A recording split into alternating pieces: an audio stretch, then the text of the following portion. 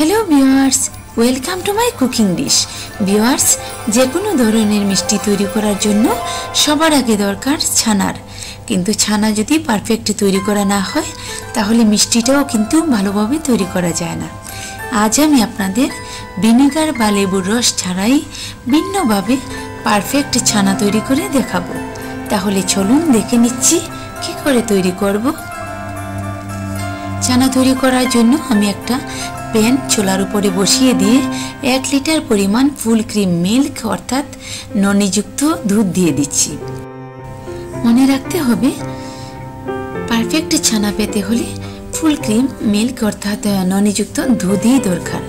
যে দুধ থেকে ননি বা সর উঠিয়ে নেওয়া হয় সে দুধ থেকে ভালো ছানা পাওয়া যায় না।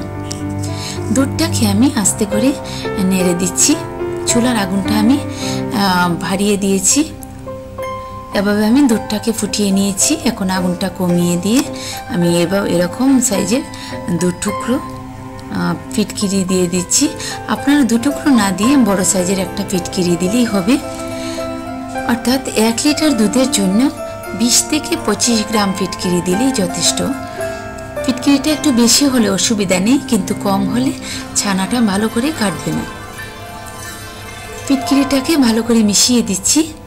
ফিটকিরিটা যতই মিশে যাচ্ছে দুধ থেকে ছানাটাও আলাদা হয়ে যাচ্ছে।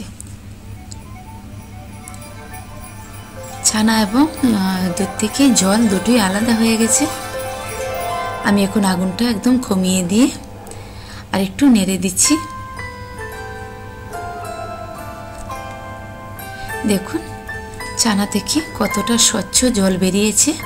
আমার মনে হয় ভিনেগার বা লেবুর রস দিয়ে ততটা স্বচ্ছ জল বের হয় না যতটা ফিটকিরি দিয়ে বের হয়। আমি এখন চুলার আগুনটা নিভিয়ে দিয়ে একটু ঠান্ডা করে নিচ্ছি। তারপর একটা পাত্রের উপর একটা ছাঁকনি বসিয়ে তার উপরে পাতলা সুতি কাপড় বিছিয়ে দিয়ে ছানাটাকে ঢেলে দিচ্ছি।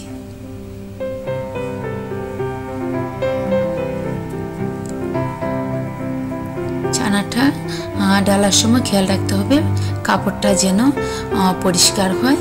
এখন আমি ছানার উপরে ঠান্ডা জল দিয়ে কয়েকবার করে হাত দিয়ে নেড়ে চেড়ে আমি ছানাটাকে ভালো করে ধুয়ে দিচ্ছি। একবার ধুয়ে জলটা ফেলে দিয়ে আবার ঠান্ডা জল দিয়ে ছানাটাকে ধুয়ে নিচ্ছি।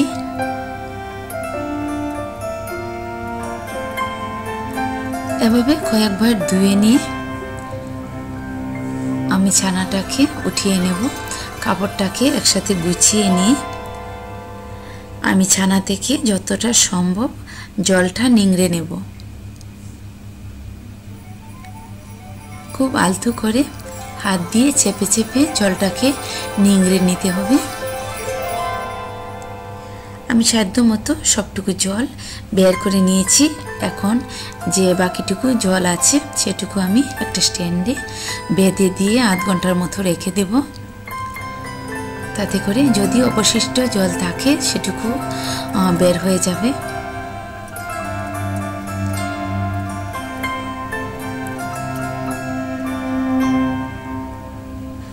আধ ঘন্টা পর স্ট্যান্ড থেকে আমি ছানাটাকে নিয়ে এসে একটা ডিশের উপর টিস্যু পেপার দিয়ে তার উপরে ছানাটাকে ঢেলে দিচ্ছি।